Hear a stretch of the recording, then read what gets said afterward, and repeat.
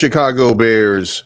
I hope everybody's having a great morning. It looks like we still have no clarity in what's going on. There are certain sectors of our population who are telling you right now that Justin Fields is on his way to Atlanta. He's already got his bags packed. And there are other people who are saying, well, he's training in orange shoes and Bears attire while he's training. Well, there's a lot going on, and we really don't know what direction this is going to go. We can guess, we can speculate. There are a lot of, and I don't want to offend any of the trans community, but there are a lot of them that really want to see Caleb Williams here. So, good for you. Good for you. And I support you. I like Caleb too. In the dress, crying to mom, wearing the fingernails. You matter. So the important thing, though, is that we have no clarity in what is actually and really going on. All we have is pure speculation. So with that speculation being in mind, one opinion is as good as any other opinion until such time as we get some clarity. While we're speaking of clarity, here's one thing that was real clear. The Chicago Bears did interview Brock Bowers yesterday. Also, Caleb Bullock, the actual generational talent in USC, was also interviewed by the Chicago Bears. He comes up on my draft today, by the way, when we go through the mock draft. So, we're having a lot of fun here. So bear down, and we'll talk to you after the jump. I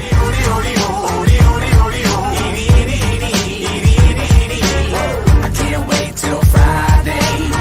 Everybody's getting sideways.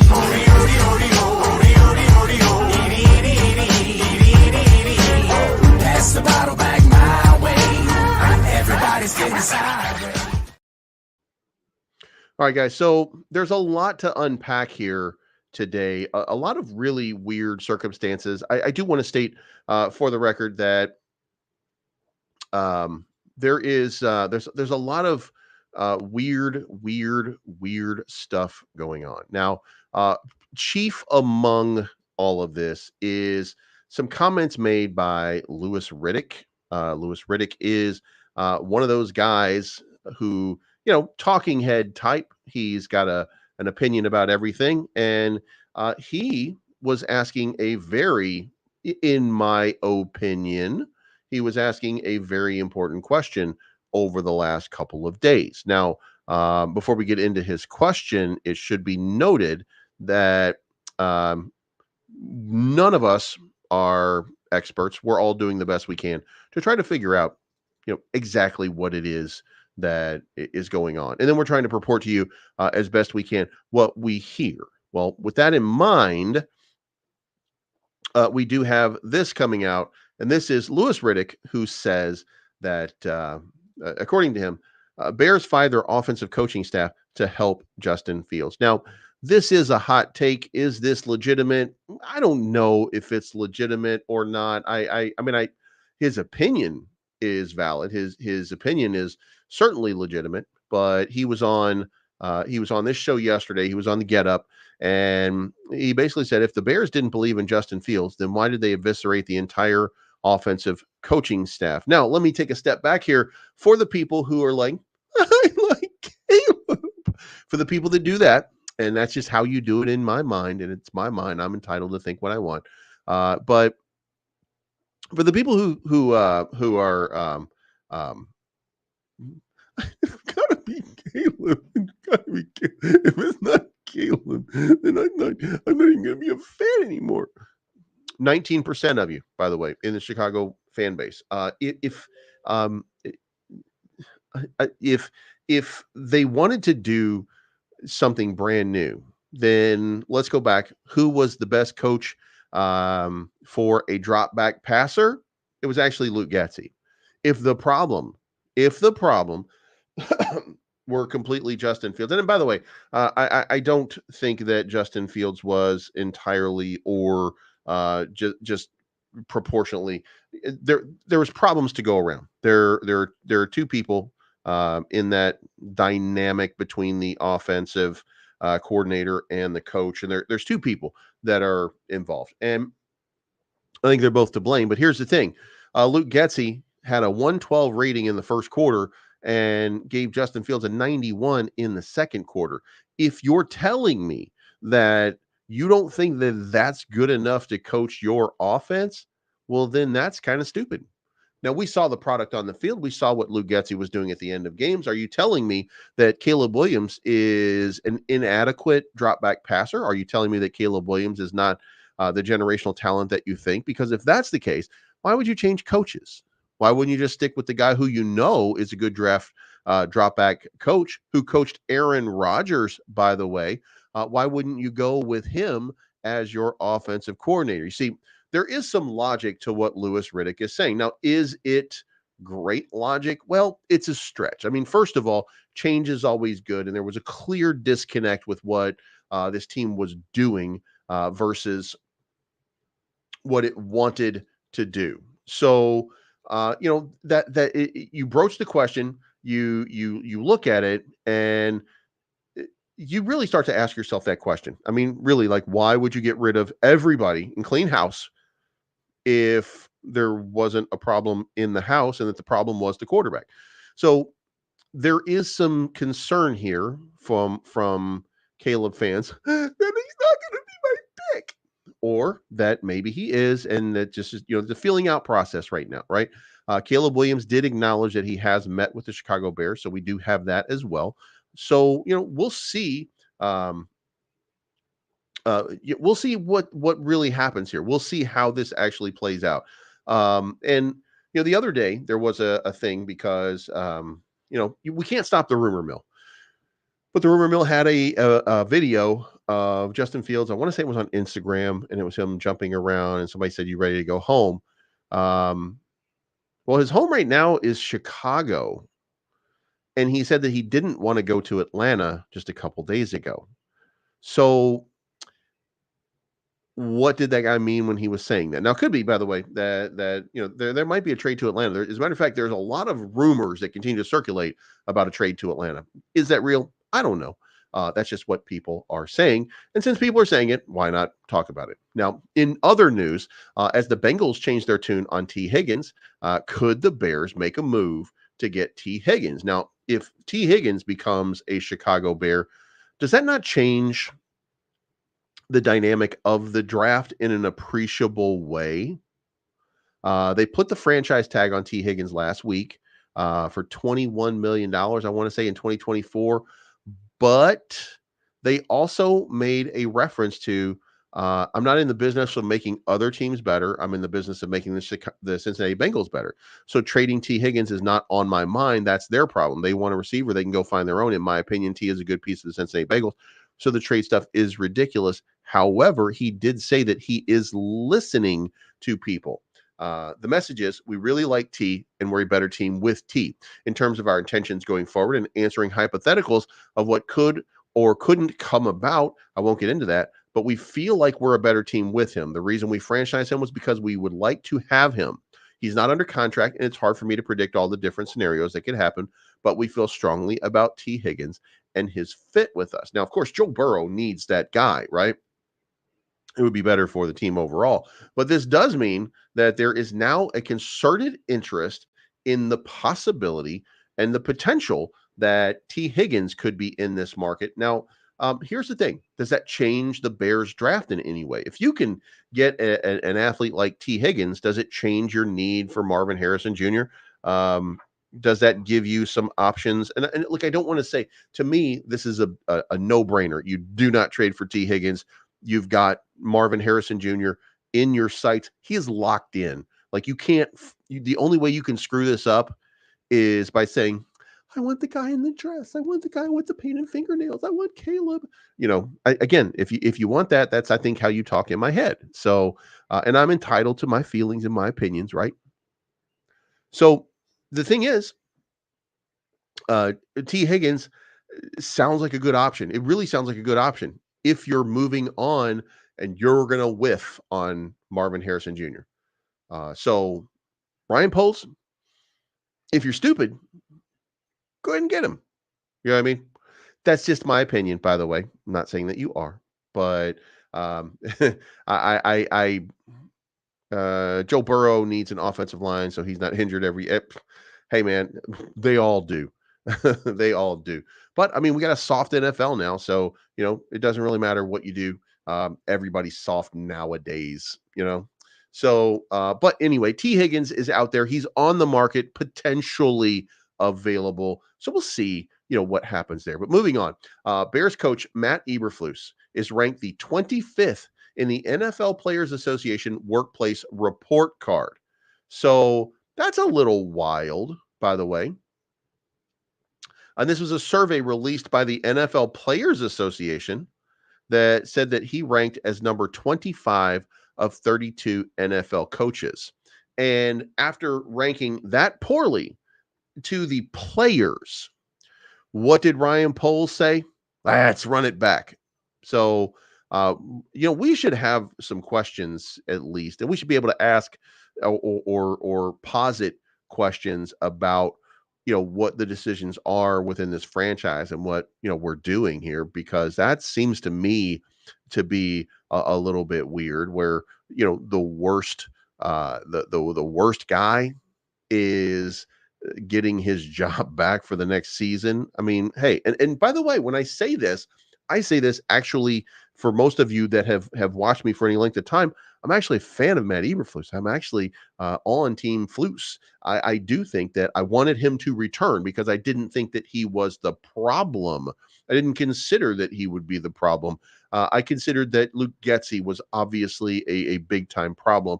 And look, Justin Fields has his share of blame, but I think that Justin Fields has a tremendous upside. And in fact, we're about to cover some topics here that are going to address exactly that and give you a lean into what the Bears absolutely think. But it should be pointed out that it's very odd that the worst the worst uh, one of the worst coaches seems to get a second year. Like, that's a little crazy, don't you think? Like, I think it is. Anyway, let's move on here.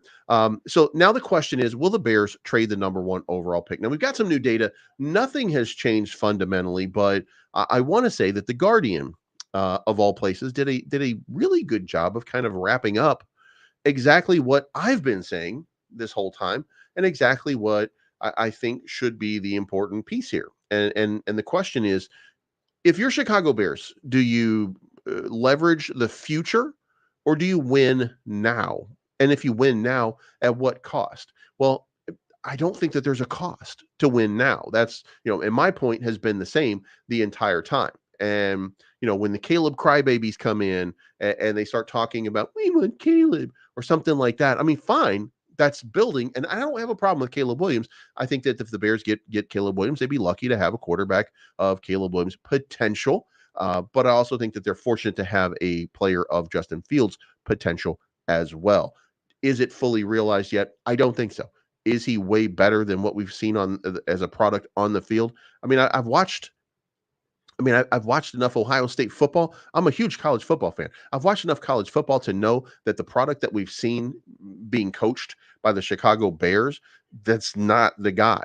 And then I saw something, Chris Canty. If you guys remember, if you guys remember, I want to take you back a step, because Chris Canty was very, he was like, he was like, with Justin Fields, you got to ask yourself if the Chicago Bears, at the end of the season, for the last 8 games of the season, this was the number 1 defense. If you look at this offensive line at the end of the season, this was one of the best offensive lines.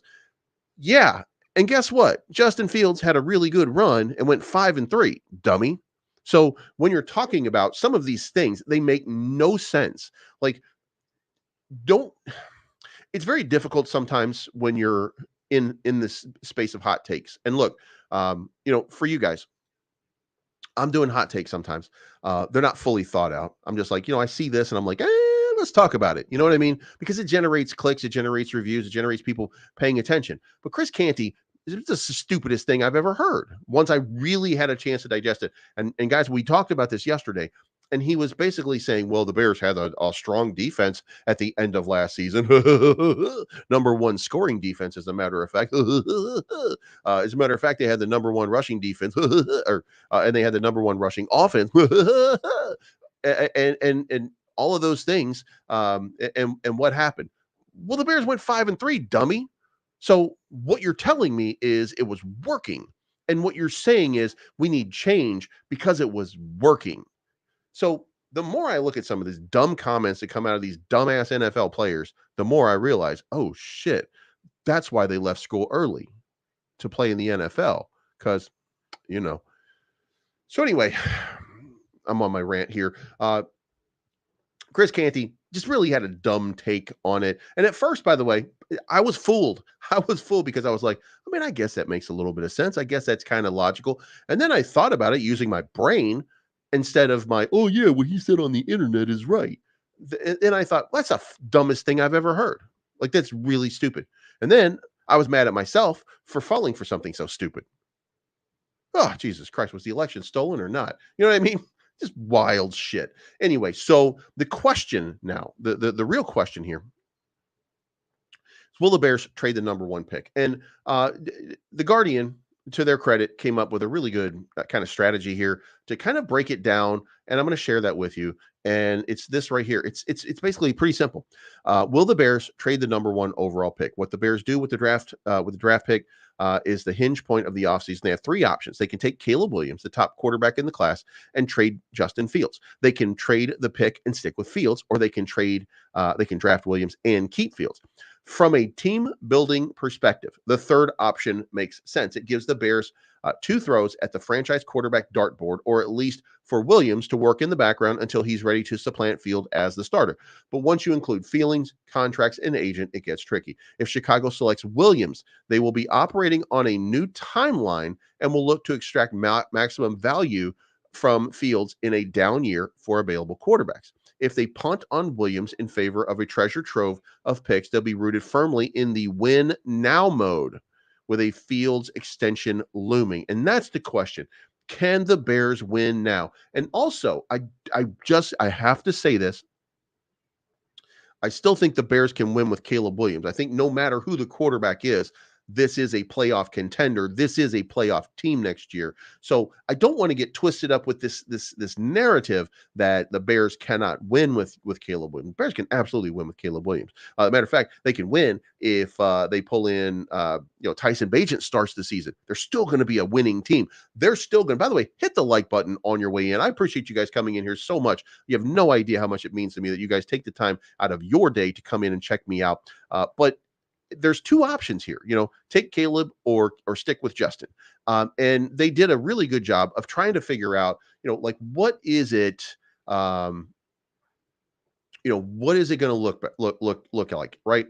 Now here is the other piece to the decision. And this is the important part. The decision will come quickly. We're approaching the anniversary of Chicago's dealing away last year's top pick for a bevy of selections, including a pick that wound up being number one in this year's class. Reports suggest if the Bears opt to go with the Williams route, it would look to make a deal early, trading Fields before free agency opens on March 13. So now we have 14 days until free agency opens. March 11 is when they can start talking to the players. So it's hard to imagine the Bears trading out of the top spot 2 years in a row.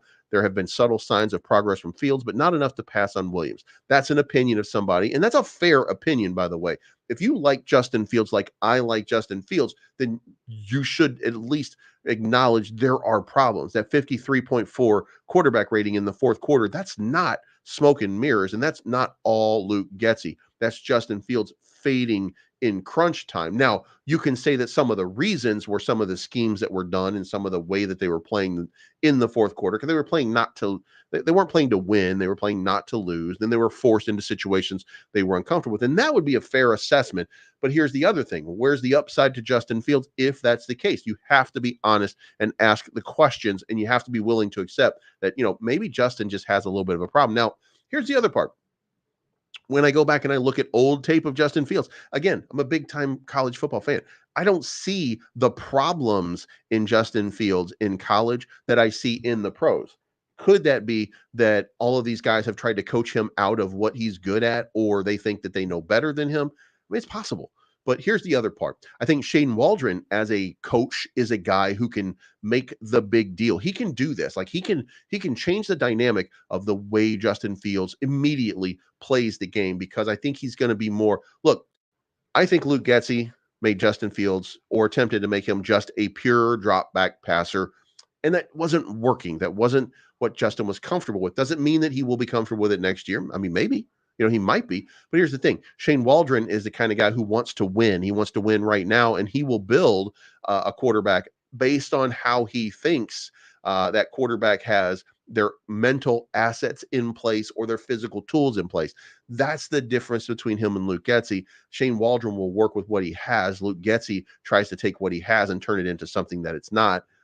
And by the way, Shane Waldron still has to turn Justin Fields into a drop back passer. So when I say that, I want you to understand that, in the event that they do stick with Justin Fields, which at this point, kind of a 50-50 toss up. But if they do stick with Justin Fields, then he still has to come around to becoming that type of player. Now, remember, I've always compared him to Lamar Jackson favorably because Lamar Jackson, he's a good running quarterback. And he makes those big long runs and stuff like that. That's the same thing. That's the same challenge that Justin Fields brings to the team. But Lamar Jackson's accuracy rate, 70% last year. Now, he's got 2 years ahead of Justin Fields. So Justin Fields could put it all together and have a 70% accuracy rate next season or the season after that. Like, it could be right there, because if you saw it happen with Lamar Jackson, then you can see it happen with Justin Fields. Not because running quarterbacks suddenly know how to pass, but I think that they're working with him. And I think if somebody's working with him, then this thing changes. Fields has two fixable flaws. One is his pocket presence, and one is his release. That's exactly what I'm saying. Like, if you could work on that and you can fix something like that, then you really got something here. So that becomes the question. And then the other question is, and this is the tragic question, and that is the what do you call it?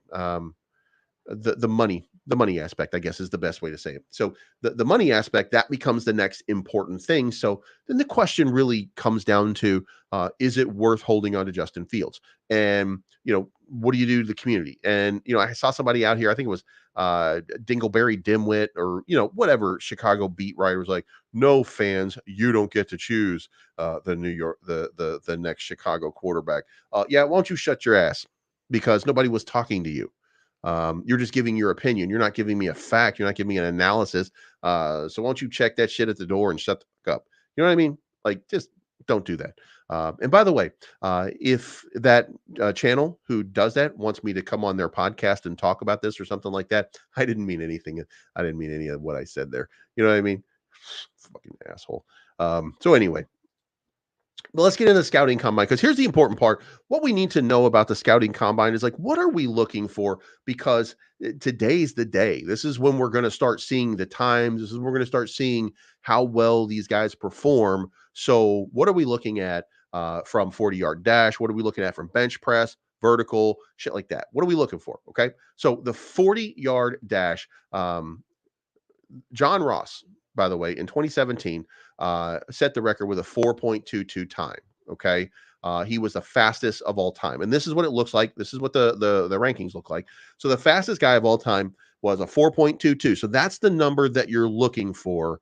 And then you're looking for, like, go down the list here. Kalen Barnes, cornerback, 4.23. Rondell Menendez, 4.24. Chris Johnson, 4.24. Chris Johnson, man, do you remember him? Oof. Dree Archer, 4.26. Tariq Woolen, 4.26. DJ Turner, 4.2. This is not in pads, by the way. And then Marquise Goodwin at 4.27. And then there's 4 players at 4.28. So that's the timing that we're looking for basically, if you're under 4.3, then you're super fast. By the way, none of those guys, you don't remember almost any of those guys. So it should be noted that just because you're super fast, I remember Chris Johnson, but if you're super fast, it doesn't mean that you're going to make it. Okay. So now, for those of you that don't know, I used to bodybuild. This one's near and dear to my heart. What is the bench press record at the combine? Okay. For the record, I do when I do my warm-ups, when I'm doing bench press, I do 225 20 times. Okay. And then I move up to 275 and I do it 15 times, and then 315 I do 10 times. I'm old, so I don't do heavy lifting anymore. That is heavyweight. I acknowledge that that's kind of heavyweight, but it's not really that heavy, right?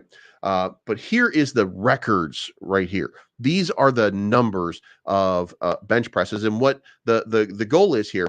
The bench press at the combine is doing 225. And by the way, there's no chance I make anything close to this list. I can do it 20 times and I'm good. You know what I mean? Like I'm realizing like, oh shit, I'm going for it. There's no way at this point that I'd be able to do 50. So Justin Ernest in 1999 did 51. Stephen Paya did 49. Leif Larson 45. Michael Kudla 45.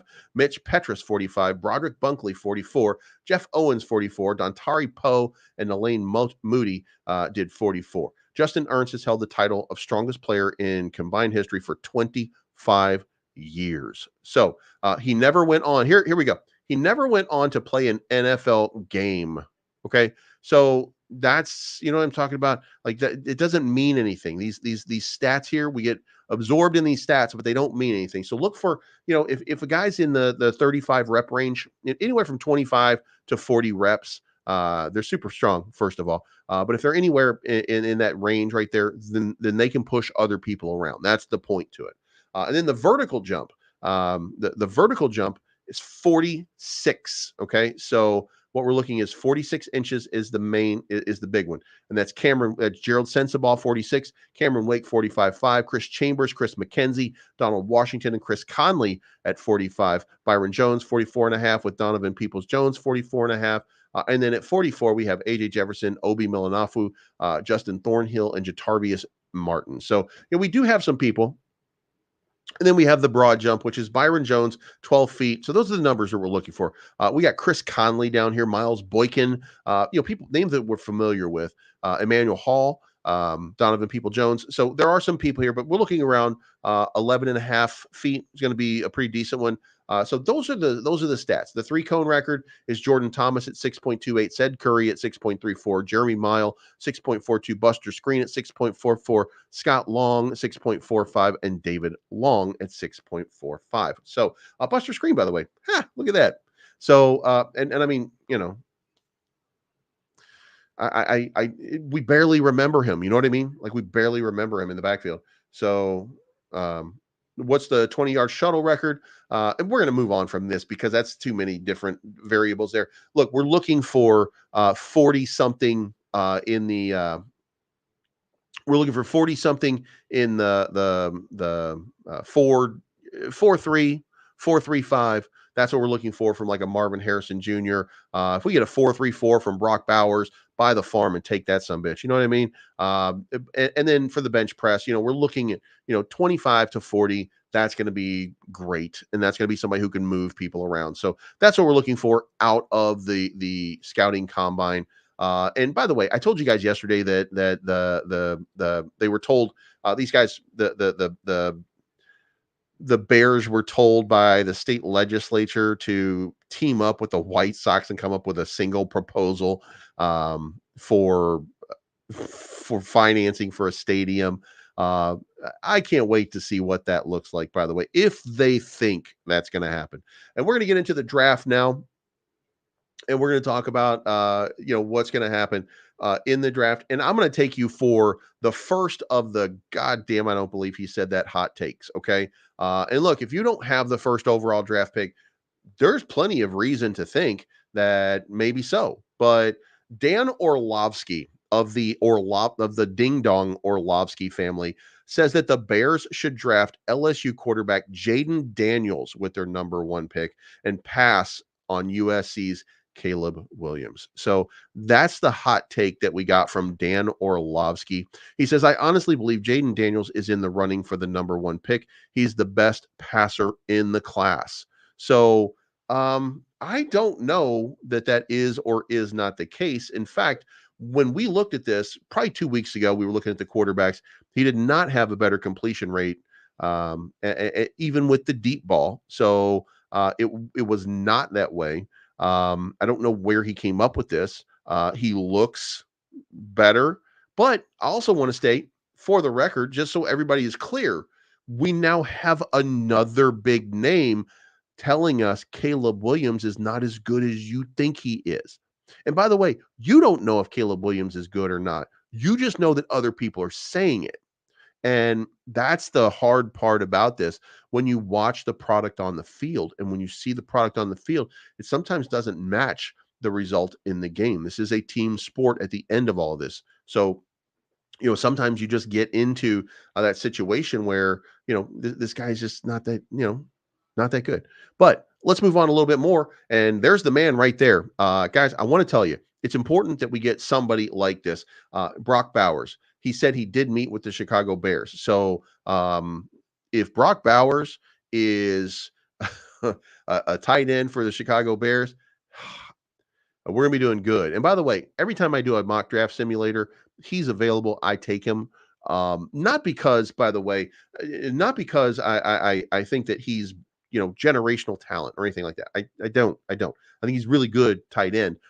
But here's the thing: there aren't enough very good tight ends out here, game changing type of tight ends, and he appears to be one of those guys.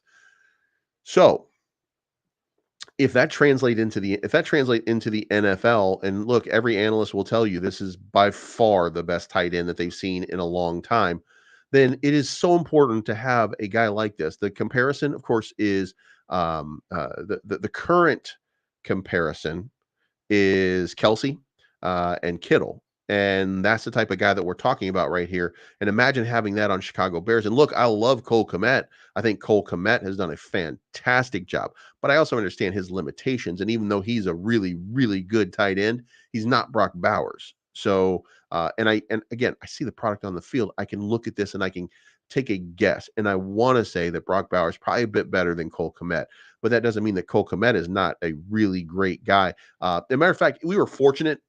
I should say this because I don't want to be disrespectful to Cole Kmet. We were very fortunate that we signed him to an extension before he blew up. Because if not, we'd be paying a lot of money for Cole Kmet right now. Sorry, Cole.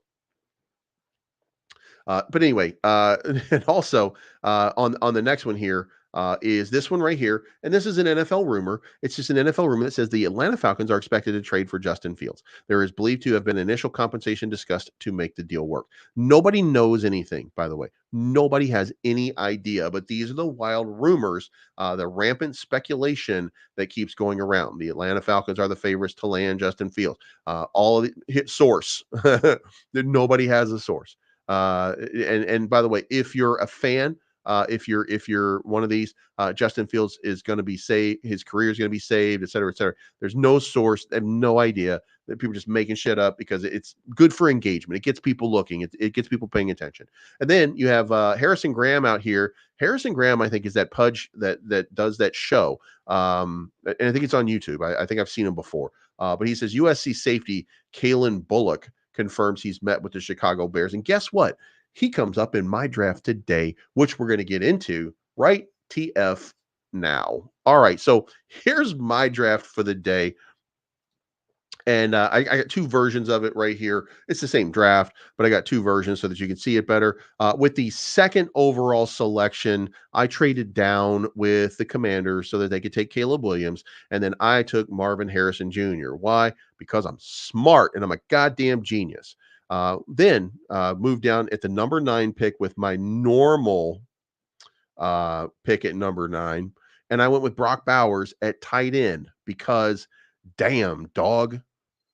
Guys, I just picked Marvin Harrison and Brock Bowers. Imagine what your team is going to be like with, and by the way, let me also state for the record, take Justin Fields out of the mix. Imagine what your team looks like with Tyson Bagent.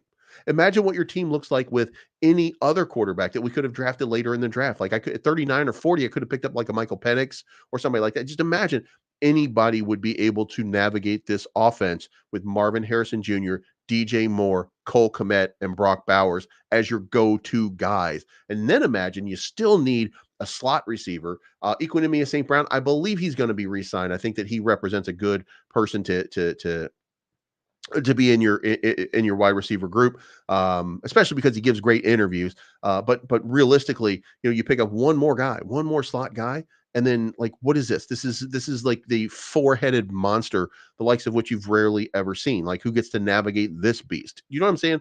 And I think that by the way, I continue to say that I think that Braxton Jones is just fine. So I'm not really looking to move off of him at offensive tackle. So you'll notice I picked an offensive tackle, but I picked him later in the draft because I really want them to move off of Larry Borum. For the love of God, move off of Larry Borum. You know what I mean? But nobody's going to take him, not at his price. Like, Jesus Christ. Like, who? I'm not getting started on Larry Borum. It's early. All right. So anyway, then I went with Leonard Taylor, defensive tackle out of Miami. I know I got to shore that up. I don't know that Justin Jones comes back. $8 million or so is what Justin Jones is going to cost. He had a good year. Andrew Billings is under contract. Gervon Dexter's under contract. Zach Pickens is under contract. I can bring in Leonard Taylor. And I think I'm golden right there. Gervon Dexter moves into the starting lineup with Andrew Billingsley, and I think I'm a better team. I think I'm a better team here, but just slightly. I mean, because I still like Justin Jones. I don't think there's anything wrong with Justin Jones. If he comes back, he would be a real good get, and I wouldn't need this defensive tackle. But I did take Leonard Taylor, and also I took another. What I think is a very, very good defensive tackle later in this draft. But then at number 40, I moved on and I took Graham Barton at offensive guard. Now, I don't need a guard. I'm not struggling at guard. Tevin Jenkins and Nate Davis have been great so far, but I need a backup. I do need some backups. So I'm going to take Graham Barton because Coley Whitehair is not here anymore. So I'm moving on from Cody. I'm replacing him with Graham Barton. And then at 67, I'm picking up Cedric Van Pran, the center out of Georgia. And boom, I've answered my center question. Now, by the way, this is the third best center in this 2024 draft. I got him at 67 because Jackson Powers Johnson's he's just top 20 guy at this point. I don't know how he's going to rank up when we start to see the stats, but he could go up. And then number 2, you have Zach Frazier. I could have gotten Zach Frazier around that time that I got Leonard Taylor, but it was a little bit hot. So I think he was like number 47 overall. And I thought, Leonard Taylor is a better option at that pick. So Cedric Van Pran became my guy, third round pick. And by the way, at this point, I should be looking. I don't know that Cedric Van Pran is my guy. I just know that he's a potential prospect that I want to build on. I'm getting him at the start of the third round. And I do think that he's good. So I'm going to still draft, or I'm going to still in free agency. I'm going to still be looking for an Aaron Brewer or a Connor Williams or a Lloyd Cushenberry. I'm going to be looking for a center. So he's not going to be my guy. And then at number 75, there he is, Kalen Bullock. I did go with Kalen Bullock. We just interviewed with him. So that made perfect sense. It was ironic that I took him, but we also he did speak with the Chicago Bears yesterday. And then at number 108, who also we did have a conversation with this guy yesterday too, Braden Fisk, defensive tackle out of Florida State, big thick body that can move people around. Now this is the guy that I say with Leonard Taylor and with Braden Fisk, I think that I think we're a little bit better. I think we might be at least as good. Because the backups don't get as much time, they can work themselves into the rotation, and they've got big bodies, and they take up space, and they take up people. You have to account for these guys. These are big defenders. And then you have Kieran Amagaji, which is an offensive tackle out of Yale, because I understand Braxton Jones. I need somebody to replace Braxton Jones if he has a down year. And I know that guy's not Larry Borum, and I need somebody. So Kieran Amagaji is going to be my guy at number 111. And then number 123, I'm taking Jaylen Wright, because I do realize that, of course, Travis Homer's probably gone. And we're going to go with 3 back rotation. We're going to keep Kari Blasingame is what it looks like right now. So that's going to be Khalil Herbert. That's going to be Roshan Johnson, and it's going to be Jaylen Wright. Very young squad. And I think, Roshan probably is going to be he's going to be the gem of this next move. I think, because he had 38 receptions last year.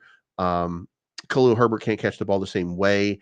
And I think that outlet is going to become a valuable thing for Shane Waldron in this new offense, where we start to see, like, I don't think he's really had an opportunity to play with a guy that can catch like Roshan Johnson. So, and run like Roshan Johnson for that matter. So it's going to be very interesting to see how he utilizes the talent on the field, and, how this all plays out. So, there we go, guys. We made it through an entire episode here.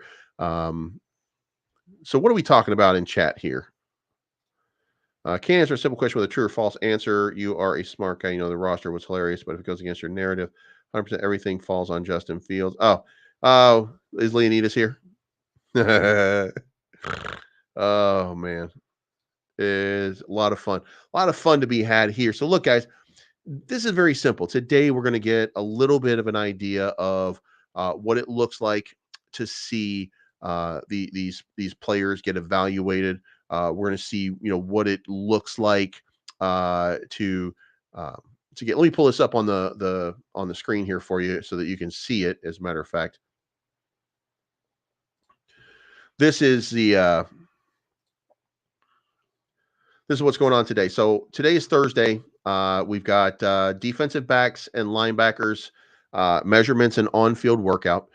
We've got defensive backs and tight ends who are doing ortho exams, media interviews, NFL meetings, and then team interviews.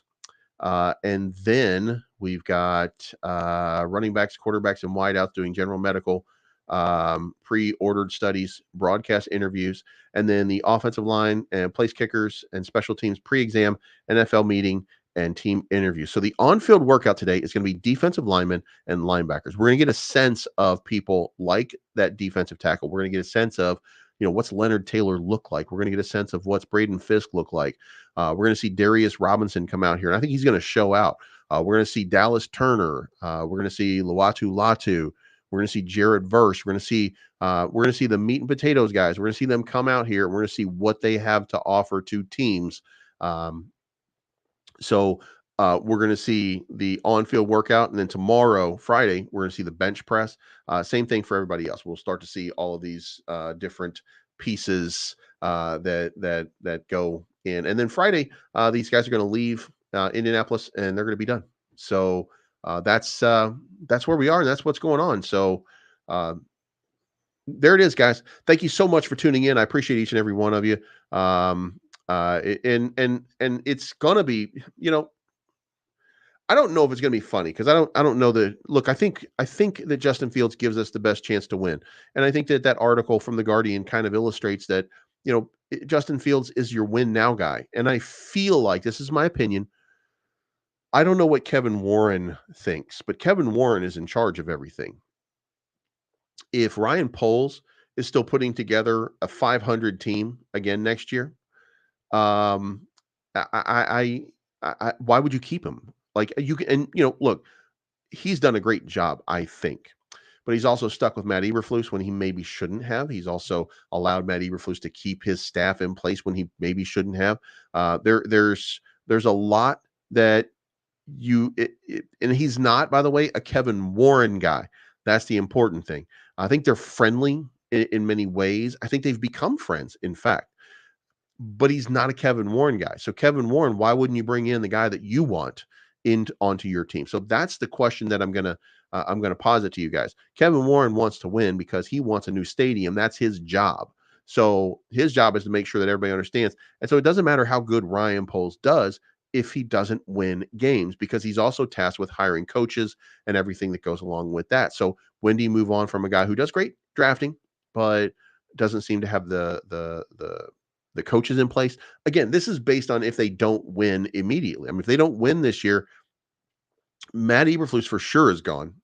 So Matt Eberflus is playing for his job. And of course, that means everybody on the coaching staff is playing for their job. They've got to perform.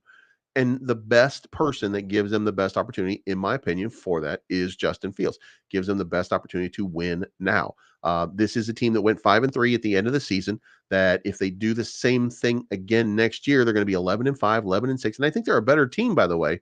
So it should be noted that I think they're going to be. This is a 12 or 13 win team next year with just a few more pieces that go into place. Right, just a few more.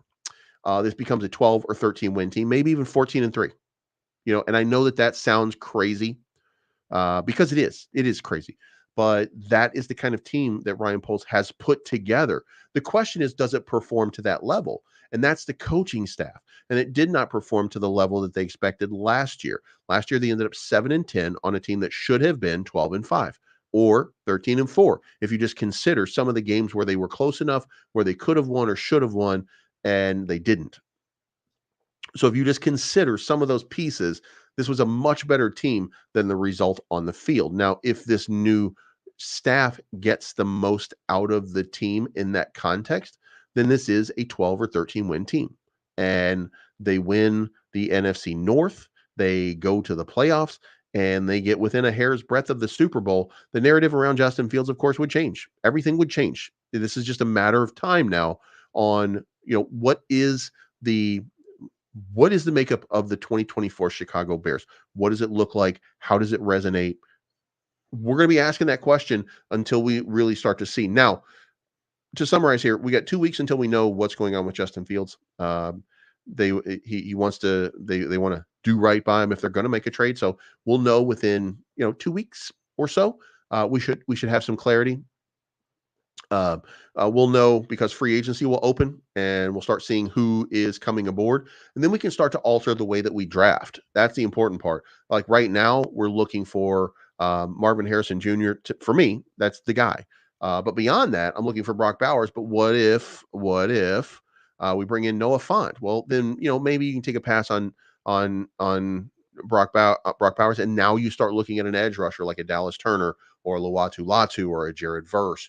You know what I mean? Like it changes the dynamic. Or what if Jackson Powers Johnson absolutely shows the fuck out at the combine and he becomes a top 15 pick? Well, then that number 9 pick, Jackson Powers Johnson. So now you got Marvin Harrison, Jackson Powers Johnson. You've solidified, at least I think, your offensive line, or to the best of your ability, solidified your offensive line without the need for free agency. So you have some options here. Things might change dramatically. And then we have 6 more days before you have to franchise Jalen Johnson, or he will become an unrestricted free agent, or you have to agree to terms. So there's a lot of different things that are going to happen here. So we'll see what happens. Derby knowledge. I hope you're from Louisville because that's where I'm originally from as well. I have no idea what polls will do. Every time I think that he will take Caleb, I look at a good Bears team with Justin and the extra picks we get for trading them more pay. It doesn't make sense to me. Look, I will say this. Every time I look at it is nonsense to me.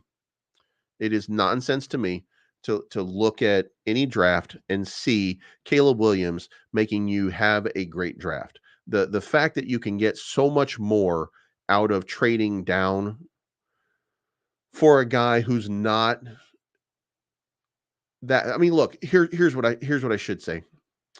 If Caleb Williams is a 93 on the quarterback scale, then Justin Fields is an 85 at least with upside potential. I mean, I'm not going to say he's the greatest, I'm not even going to pretend, but because there are flaws, but you fix a few of the flaws, and this is one of those coachable guys.